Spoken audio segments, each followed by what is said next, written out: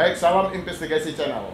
Pemirsa Investigasi Channel, kembali lagi dalam tayangan Investigasi Channel pada siang hari ini.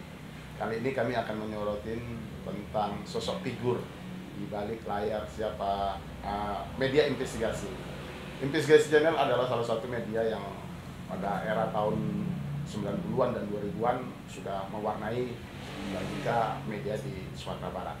Dan kali ini kami sudah bersama owner investigasi dan kami ingin mengobrol bagaimana perjalanan investigasi sampai saat ini dan bagaimana meniti karir sosok Nopri Henry di dalam dunia media massa. Langsung saja kita perkenalkan pada siang hari ini, beliau adalah owner dari investigasi grup, beliau adalah Bang Nopri Henry. Selamat siang Abang dah. Selamat siang Jetar. Terima kasih Bang, kita mau ngobrol ini Bang tentang bagaimana awal karir sosok Nopri Henry ini terjun di dunia jurnalis dan sampai saat ini media investigasi itu berkibar dan makin berkibar dengan dibukanya channel investigasi channel Bang. Bisakah Bang Nopri menceritakan bagaimana sosok Nopri Henry dalam perjalanan karir di dunia jurnalistik? Baik, terima kasih. Selamat sore pemirsa. Kali ini kami akan mencoba untuk mengurai tentang perjalanan sejarah dari investigasi. Investigasi ini lahir tahun 2007, itu setelah saya mendirikan sebuah media yang pertama kali fokus terhadap masalah infrastruktur. Dan ini pertama kali koran di Sumbar yang khusus membahas masalah proyek. Jadi tahun 2007 lalu saya mendirikan investigasi didasari oleh banyaknya pekerjaan proyek yang kata orang sedikit agak amburadul. Dalam arti pekerjaan tidak sesuai spek, tidak mengacu kepada RAB, dan kalau istilah orang sekarang mungkin agak akrabnya pekerjaan asal-asalan. Berdasarkan itu kami mendirikan satu media yang fokus pada pekerjaan proyek. Sebenarnya untuk masalah pekerjaan proyek ini agak susah. Pertama, kita harus mengenal teknis pekerjaan, harus bisa membaca gambar kerja, harus bisa mengetahui teknis pelaksanaan lapangan. Kalau istilahnya, tahu dulu maku bertanya, mengarati dulu maku menulis. Jadi artinya tak semua wartawan bisa menjadi wartawan investigasi khusus proyek. Di samping punya skill keahlian teknis, investigasi di lapangan, juga masalah pemberitaan. Karena ini rentan dengan tuntutan, rentan dengan hukum, dan rentan dengan permasalahan. Karena apa kata orang, kita mencuki ya kada orang. Dan ini perlu kita waspada. Nah, itulah yang mendasari lahirnya investigasi sampai sekarang. Seiring dengan makin banyaknya media online yang bisa katakan agak meminggirkan koran, kami juga menyikapi dengan mendirikan media online. Dan di tengah krisis yang melanda surat kabar dan berkibarnya online, kami tetap eksis dengan koran, mengimbangnya dengan mendirikan online. Lalu ada lagi sekarang orang lebih cenderung dengan channel TV. Artinya kalau kata beberapa tokoh masyarakat, orang-orang pejabat atau orang-orang yang diwawancarai, kami lebih cenderung diwawancarai dengan channel ketimbang arus informasi pihak koran atau online. Karena apa? Melalui channel ini kita menyajikan lengkap, kita menyajikan utuh, dan pesan yang disampaikan terbawa dan terbaca oleh penonton. Nah, inilah mendasari kami mendirikan channel TV. Tapi di balik kesulitan itu kami juga harus mempersiapkan kru. Pertama, teknisi yang betul-betul mengerti cara pengelolaan sebuah TV. Lalu kami juga harus mencari seorang host, moderator yang bisa memahami terhadap permasalahan yang akan diwawancarai. Dan mudah-mudahan dalam waktu yang singkat kami bisa menguasai dunia channel. Terbukti setahun sudah monetisasi dari YouTube, dan alhamdulillah kita sudah mendapatkan iklan, sehingganya kita akan membesarkan. Seiring dengan itu kami juga berpikir, selama ini kita akan cuma wawancara di luar. Kita cuma berada di tempat lain ketika diajak untuk wawancara tentang permasalahan. Nah, atas dasar itu kami mendirikan studio yang istilah orang kan podcast. Podcast ya. Ini untuk mengimbangi majunya sebuah media channel TV. Karena kalau kita tidak terus merangkak, kelak apa kita akan tergilir. Bang, kita lihat juga bahwasannya saat ini investigasi channel juga melebarkan sayap, tidak liputannya tidak hanya khusus infrastruktur. Saat ini media investigasi juga meliput dunia olahraga, seni, budaya dan politik. Ini apa Bang maksudnya nih Bang?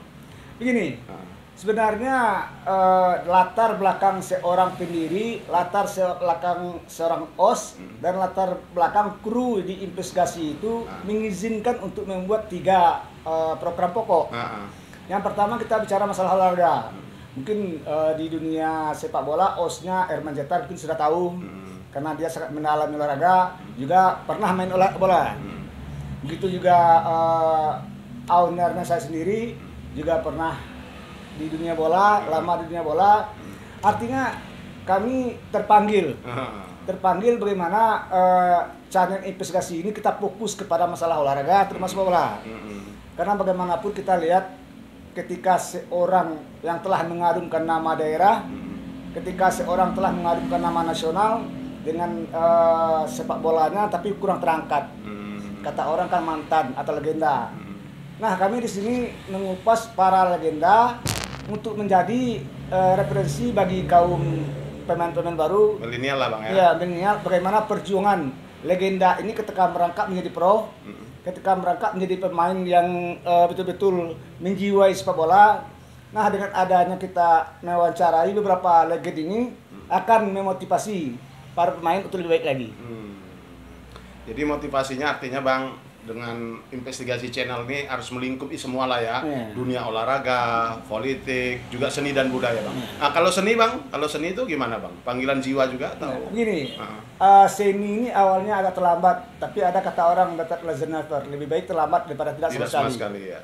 Soalnya mungkin kita sudah lama bergelut di dunia seni, walaupun dari segi tarik suara tidak begitu mumpuni, tapi kita hobi bikin puisi dan bikin pantun, ada sedikit jiwa seni, kita gabungkan antara jiwa seni dengan musik. Kebetulan kita juga punya penyanyi, lalu kita ciptakan lagu dan kita bawakan oleh kru investigasi sendiri. Jadi artinya investigasi ini konfliknya di samping punya ahli infrastruktur, punya kecakapan di bidang olahraga, juga dunia tarik suara. Nah, ketika kita mengambil sebuah karya orang lain, di situ akan ada klaim ya, klaim, dan nanti akan bermasalah apabila kita lanjutkan. Atas dasar itu kami berpikir, kenapa kami harus mengambil karya orang lain? Kami punya potensi untuk membuat sebuah lirik lagu. Kami punya potensi untuk menyanyikan sebuah lagu. Kami punya potensi membuat video klip dari sebuah lagu. Nah, artinya dengan potensi dan kemampuan itu kami satukan, sehingganya di samping olahraga, investigasi juga membuat channel khusus untuk lagu. Tapi sementara sekarang kita gabungkan menjadi sebuah rubrik di investigasi TV, yaitu olahraga, infrastruktur, dan seni. Namun untuk ke depan kita akan buka lagi namanya investigasi musik pro, yang akan mengakomodir segala musik lagu dari orang-orang dan kru investigasi sendiri. Artinya Bang, artinya dukungan secara sport dari para seniman di Sumatera Barat ini gimana Bang terhadap investigasi channel yang juga merambah ke musik ini Bang? Kadang-kadang mungkin karena kan dari segi sini kita boleh katakan orang baru muncul. Tapi dari segi kita selama ini sudah bergaul dengan mereka yang barangkali sudah senior. Senior ya. Dan selama ini kita sudah banyak diskusi dengan mereka tentang sebuah lagu, tentang seorang seniman, dan tentang bagaimana menciptakan sebuah lagu. Itu sudah, dan kebetulan kita juga didampingi beberapa musisi senior yang menggarap musik sendiri, lalu ada para teman yang juga membantu. Nah, artinya ketika kami hadir di dunia musik, mereka itu memang agak heran, kok investigasi dari proyek ke olahraga merangkak ke musik. Memang mereka heran, tapi mereka sudah mengetahui kami punya dasar itu. Jadi artinya investigasi channel didirikan ini Bang, artinya untuk mengakomodir lah ya kepentingan apa berita-berita publik, apa yang bisa disampaikan di investigasi ini Bang ya. Ya, itu salah satunya. Dan barangkali setelah kita punya studio nanti kita juga akan mengakomodir dari pihak-pihak berkepentingan untuk hadir di sini. Kita punya studio dan nanti segala pembicaraan kita itu kita tayangkan di belakangnya tentang masalah apa yang kita bicarakan. Misalnya kita bicara masalah infrastruktur, nanti di belakang layarnya akan ada gambar infrastruktur kita bicarakan. Begitu juga olahraga. Jadi artinya kami berusaha memanjakan penonton, memanjakan narasumber, dan memanjakan orang-orang yang ikut terlibat dalam syuting ataupun pembuatan video klip dari investigasi. Dan satu hal lagi, kami akan tetap berupaya menjadi seorang profesional sesuai dengan tugas dan fungsi kita untuk menyebarkan informasi kepada publik. Bang, saat ini era digital Bang, begitu persaingan secara ketat dan sehat Bang. Optimis gak sosok Enopi Henry ini, investigasi channel ini bersaing ketat di bangsa dunia digital Bang dengan saat ini Bang? Sebenarnya kalau channel ini ataupun media itu ibarat sebuah rumah makan. Apa tuh maksudnya?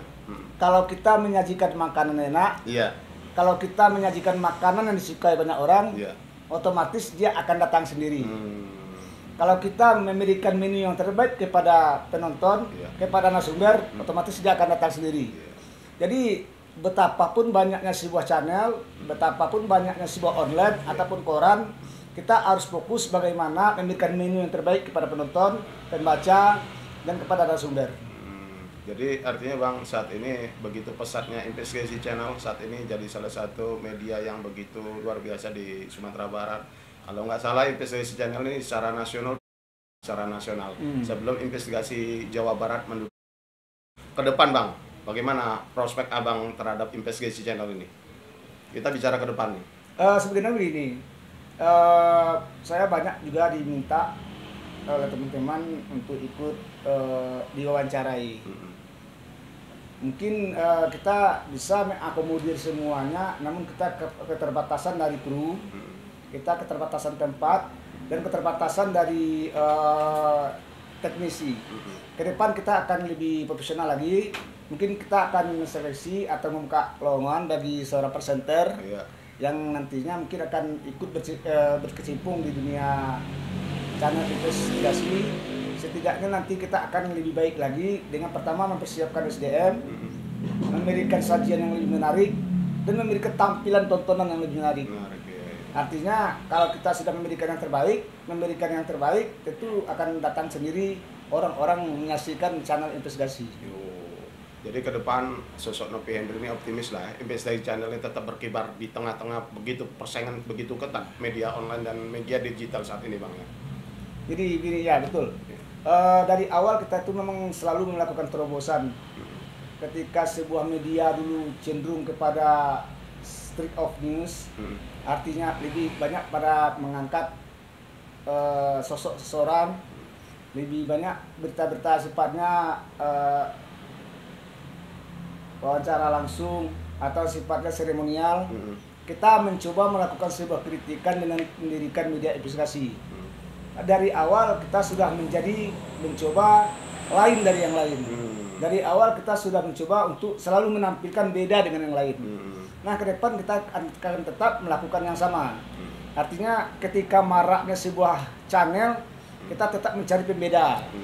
Pembeda bagi channel lain untuk bisa menjadikan referensi dan tontonan menarik bagi yang lain. Iya, Bang. Artinya sepanjang ini, kalau menurut pandangan Bang Henry lah, sudahkah investigasi channel itu mampu memberikan tayangan berimbang ke publik?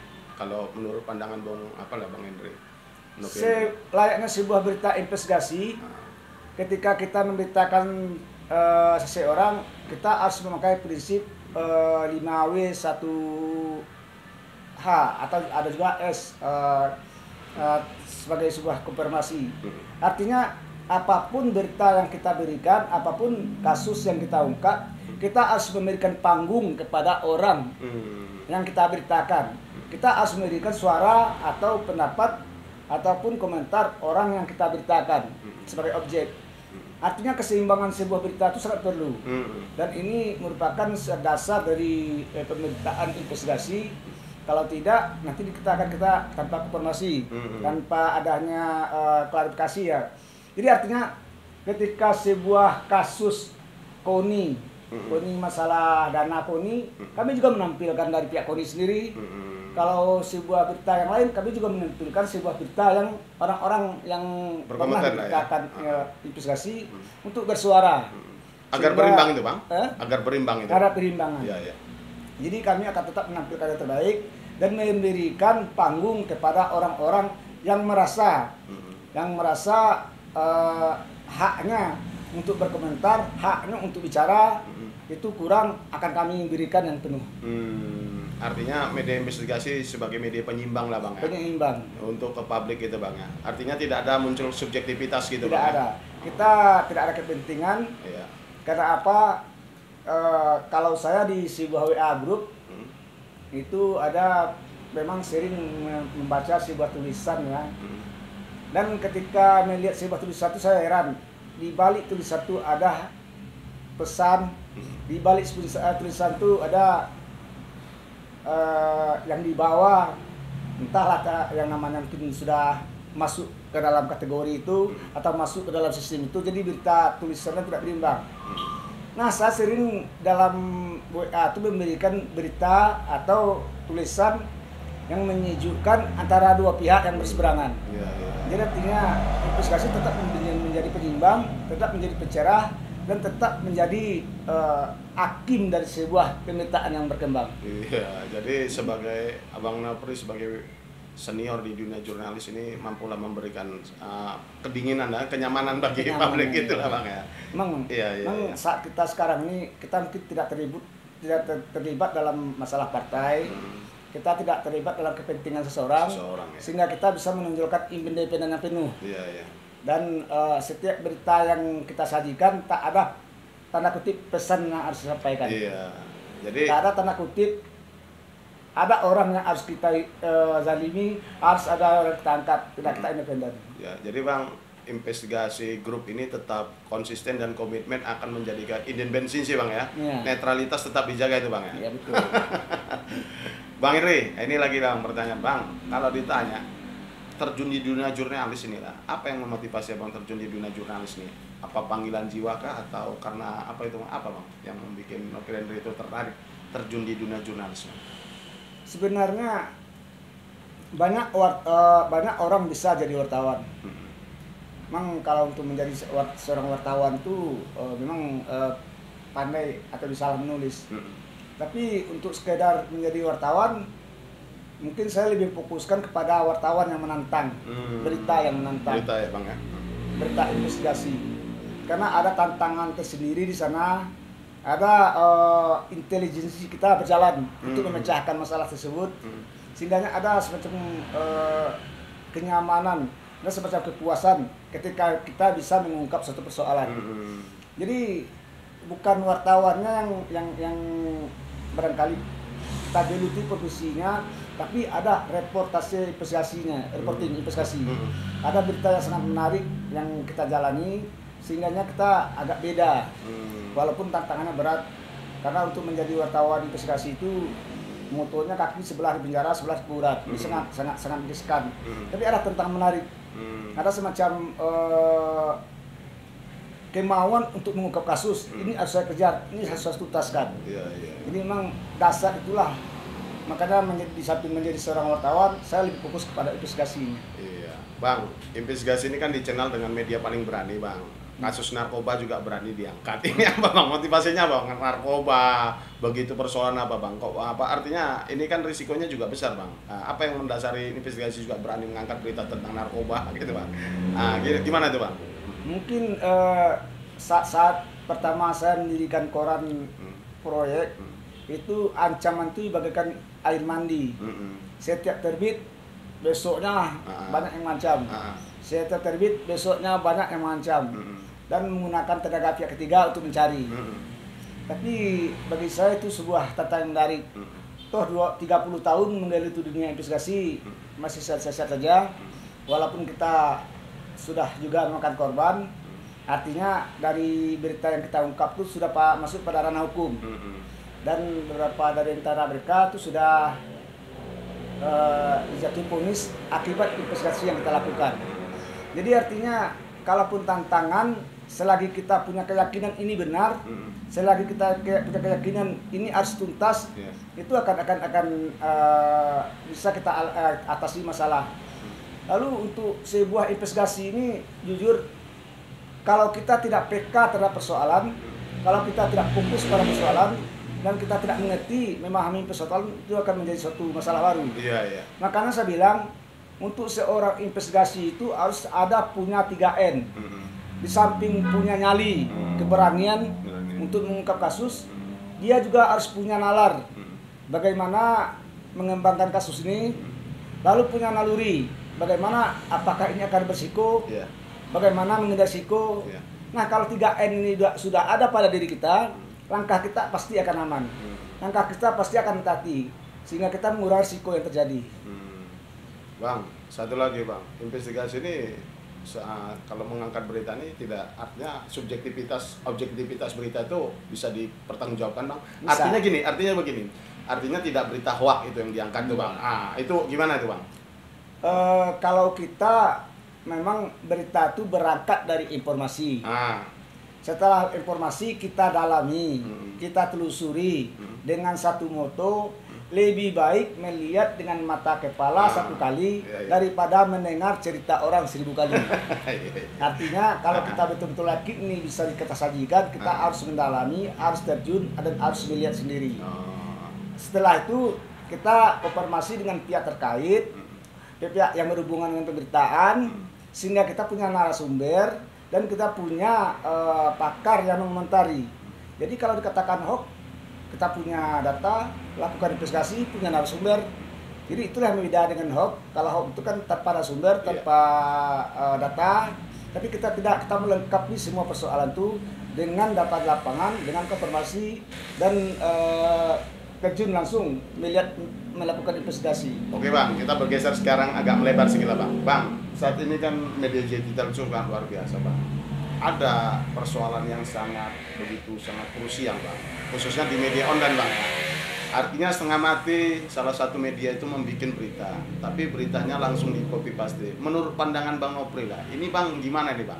Artinya tentang hak cipta seseorang, karya orang itu Bang, di copy paste itu gimana Bang? Kalau menurut pandangan Bang Nopri? Kalau bicara copy paste mungkin agak melebar. Cuma satu hal, berita itu adalah produk jurnalis. Berita itu adalah produk dari seorang wartawan. Wartawan sesuai dengan undang-undang pokok pers adalah orang yang menjalankan kegiatan secara rutinitas. Wartawan kalau secara harfiahnya pengertiannya adalah orang yang menulis berita. Jadi kalau wartawan sudah melekat pada diri kita, kita harus mempertanggungjawabkan profesi kita sebagai seorang wartawan. Jadi artinya apa? Kalau untuk menjadi wartawan itu memang kita harus berkarya dengan karya kita sendiri. Kita harus membuat karya kita sendiri. Mungkin kalau copy paste itu mungkin bukan sebuah produk wartawan, tapi produk wartawan lain yang dipindahkan menjadi hak kita. Gitu Bang. Melihat fenomena seperti itu apalah Bang? Kalau melihat pandangan Abang itu, artinya begitu Kak? Artinya tidak adakah bahwa asalnya lembaga sesuatu itu untuk melindungi Bang? Karena kan itu karya orang. Kalau di copy paste itu kan kita harus tidak apa kan, artinya bagaimana menurut pandangan Bang Nopri itu? Sebenarnya boleh-boleh saja, tapi selagi kita harus menyebutkan sumbernya dari mana kita kutip, tapi bukan kutip secara full, cuma sebagai bahan untuk kita kembangkan lagi. Kalau kutip secara full mungkin lebih itu memang agak bersiko. Tapi untuk sebuah berita investigasi itu agak naif, agak punya riskan apabila dilakukan copy paste. Karena berita investigasi ini kalau untuk dilakukan copy paste akan bersiko terhadap penulis sendiri. Karena setiap berita itu kan di bawah kakinya ada penulis. Kan? Benar. Lalu narasumber juga tahu siapa yang konfirmasi kepada dia. Narasumber juga tahu siapa yang ke lapangan. Narasumber juga tahu sama siapa dia wawancara. Nah, ketika seorang wawancara itu lain dan beritanya lain, dia bisa menuntut. Saya nggak pernah diwawancara dengan Anda. Saudara tidak pernah menghubungi saya untuk informasi kok muncul pada media Anda. Nah, ini akan berisiko tinggi. Akan berisiko tinggi. Jadi artinya ketika kita berita investigasi dilakukan copy paste, ini agak berisiko tinggi. Karena narasumber tak pernah wawancarai, tak pernah datang ke lapangan. Tapi muncul beritanya. Ya, muncul berita. Ini akan berisiko tinggi. Jadi mungkin untuk yang lain saya juga nggak tahu. Mungkin untuk sebuah berita investigasi agak susah untuk dilakukan copy paste. Oh, begitu Bang. Jadi investigasi itu memang diharamkan untuk copy paste Bang ya. Luar biasa. Bang Nopri, oke lah, karena kita juga dibatasi oleh durasi waktu Bang. Apa sih Bang yang bisa Bang sampaikan ke publik bahwasanya investigasi itu tetap konsisten dan komitmen akan menjunjung netralitas sebagai dunia jurnalis. Silakan Bang sampaikan. Nah, terima kasih. Mungkin barangkali kami mengucapkan terima kasih kepada para pembaca, kepada konsumen yang telah ikut menjadi mitra investigasi sehingga 17 tahun usia koran investigasi juga sekarang diiringi dengan online dan media. Sampai saat ini mungkin masih ada kemitraan antara kita, dan ke depan kami akan memberikan kemanjaan terhadap pemberitaan dan sajian yang akan kita tampilkan dalam bentuk channel investigasi. Oke Bang Nopri, terima kasih Bang atas bincang-bincangnya pada siang hari ini. Baik, demikianlah obrolan kami dengan Nopri Henry Sos, owner dari Investigasi Group, bahwasanya sosok media investigasi akan memberikan satu penayangan yang berimbang di tengah-tengah masyarakat dan mampu memberikan informasi ke publik secara objektivitas. Demikianlah obrolan kami, kita berjumpa kembali di lain kesempatan dan salam investigasi channel.